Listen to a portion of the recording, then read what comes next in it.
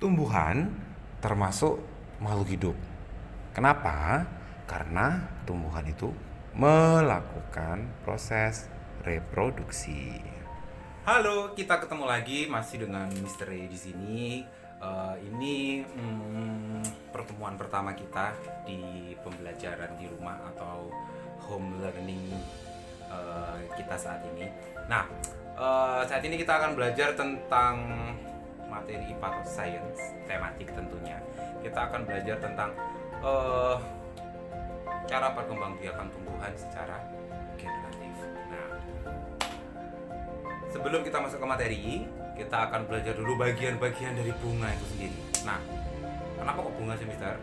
Karena bunga merupakan organ reproduksi dari tumbuhan. Kita akan belajar itu dulu. Sebelum masuk ke materi lebih dalam lagi, kita akan belajar dulu ya tentang bagian-bagian dari bunga. Kalian boleh menyimak, kalian boleh mengikuti di rumah masing-masing. Dan jangan lupa tetap menjaga protokol kesehatan, selalu pakai masker, cuci tangan, jaga jarak. Ya, nggak usah keluar rumah kalau nggak penting. Ya, oke? Ya. Kita siapkan dulu bahan-bahannya nih. Kertas, of course, ya, pensil. Kita pakai marker dan pensil warna ya. Tolong fokus sama ini bahannya, jangan fokus sama tangan Mister Hendra. Oke. Nah, yuk kita mulai belajar tentang bagian-bagian tumbuhan terlebih dahulu.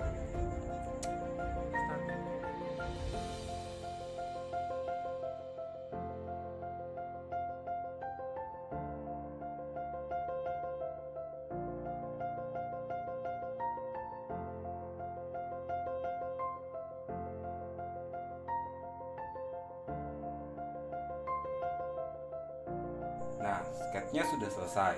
Sekarang mari kita warnai bunga ini agar terlihat semakin cantik.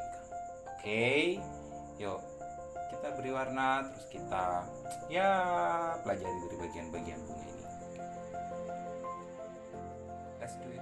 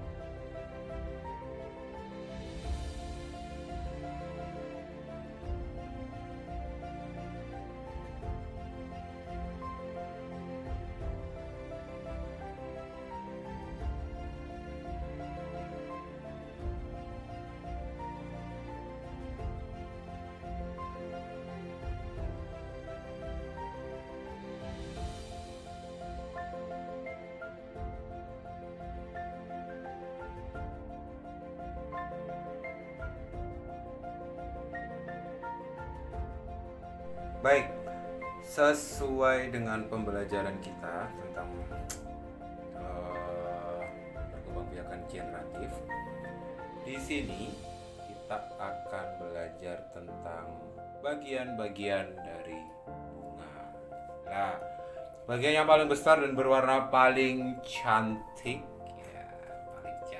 ya, di sini berwarna pink. Itu adalah kita kasih nama di sini gini ya, namanya mahkota bunga. Oke.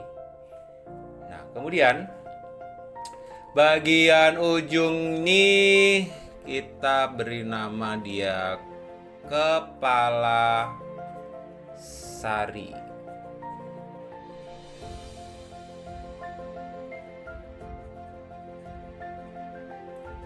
Oke, sudah. Bagian ini yang meliuk-liuk ini kita beri nama dia benang sari.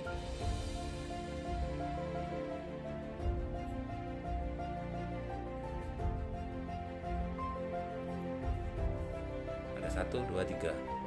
Masih banyak kan, Mister? Banyak. Bagian ini, ya. Bagian yang ini kita beri dia nama kepala putik.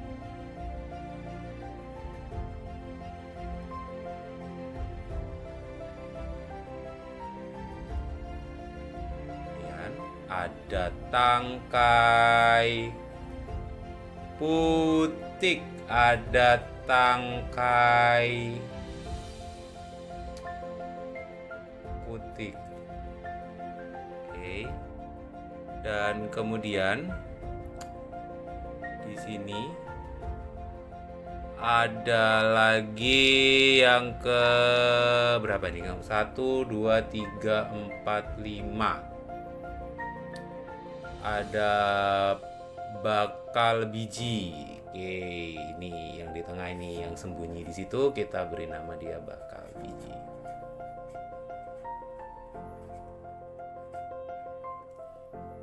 Setelah bakal biji, nah ini yang ada di sini kita beri nama dia tangkai bunga.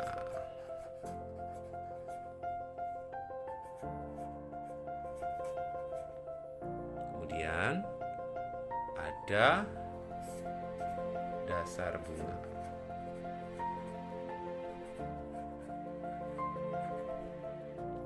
Setelah dasar bunga,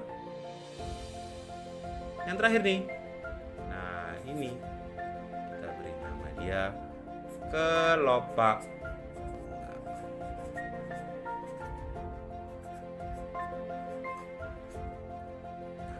Ini adalah bagian-bagian dari bunga itu sendiri, ya. Baik, kita akan belajar atau Mister akan jelaskan satu persatu fungsi dari masing-masing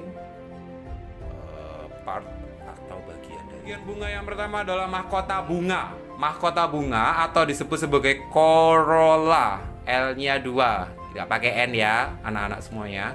Corolla merupakan bagian bunga yang paling mencolok. Oke. Fungsinya untuk menarik serangga. Bagian mahkota biasanya itu berwarna-warni atau ya kita bisa bilang bagian yang paling cantik ya. Selain itu ukuran mahkota bunga juga yang paling besar dibandingkan bagian yang lainnya. Kemudian di sini ada kelopak bunga. Kelopak bunga atau disebut sebagai calyx ya, C-A-L-Y-X. Kita pakai ejaan bahasa Indonesia. Kelopak bunga terletak di lingkaran terluar atau bagian terluar dari tumbuhan yang fungsinya, bukan tumbuhan tapi bunga. Fungsinya melindungi mahkota bunga ketika masih dalam keadaan kuncup dan akan terbuka jika mahkotanya mekar. Dan Mister yakin kalian pasti pernah melihat itu semua. Kemudian ada benang sari. Benang sari menjadi bagian bunga yang cukup umum ya. Fungsi benang sari di sini sebagai alat kelamin jantan. Benang sari terdiri dari beberapa bagian, yaitu ada kepala sari, ada tangkai sari, dan ada serbuk sari. Ya. Kemudian selanjutnya ada putik. Kita cari putik ya. Putik adalah jadi satu bagian dari tumbuhan. Putik umumnya terdiri dari 3 bagian, yaitu tangkai putik atau stylus. Bagian putik yang membuat posisi kepala putik berada cukup tinggi dari bunga untuk membantu proses penyerbukan. Putik ini adalah alat kelamin betina pada tumbuhan atau bunga itu sendiri ya. Kepala putik atau stigma yaitu bagian putik yang paling ujung atau pucuk dari putik itu sendiri. Ada bakal buah atau ovarium, yaitu bagian putik yang mengandung sel telur dan terletak di dasar bunga. Jadi kalau penyerbukan berhasil, akan ya bakal buah atau bakal biji ini akan berubah menjadi buah yang kalian makan, yang bisa kita makan atau bisa kita nikmati. Kemudian ada bakal buah atau disebut sebagai ovarium yang sudah kita sebutkan tadi.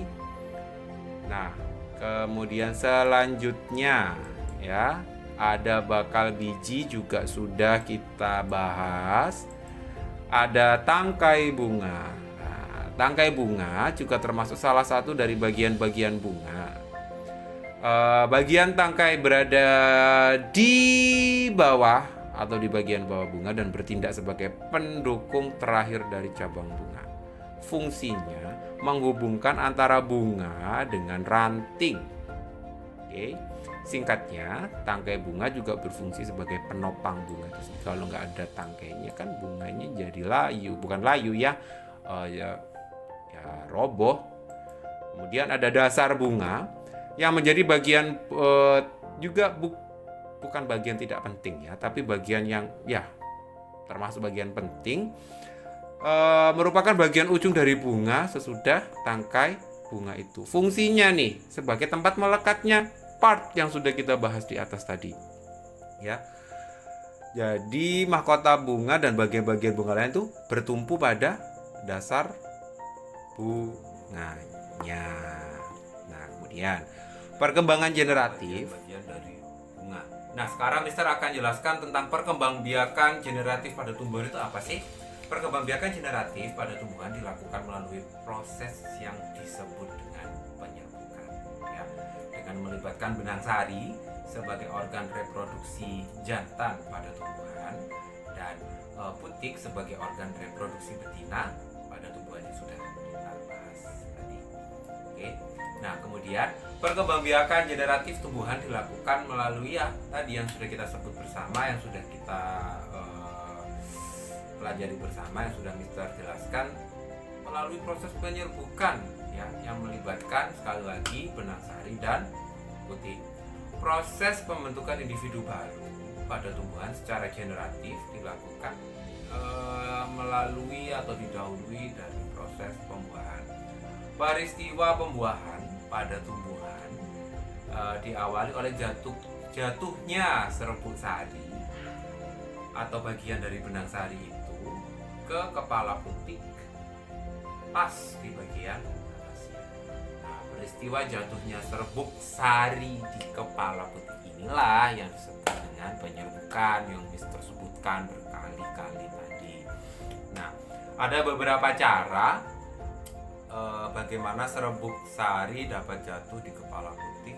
Misalnya yang pertama dengan bantuan manusia, yang kedua angin, dan yang ketiga air dan hewan ya. Kemudian penyerbukan sendiri itu dapat dibagi menjadi 4 ya. Yang pertama penyerbukan sendiri, oke, penyerbukan tetangga, silang, dan tentang bagian-bagian sekalian tumbuhan serta apa sih itu penyerbukan generatif. Terima kasih, jangan lupa untuk like dan subscribe dan ya bunyikan lonceng notifikasinya biar kalau misteri update video baru tentang pembelajaran kalian ada notify di gawai kalian masing-masing. Terima kasih dan selamat belajar. Bye. Terima kasih, jangan lupa untuk like, subscribe, and share biar kalian tahu kalau Mr. Ray update video baru. Bye.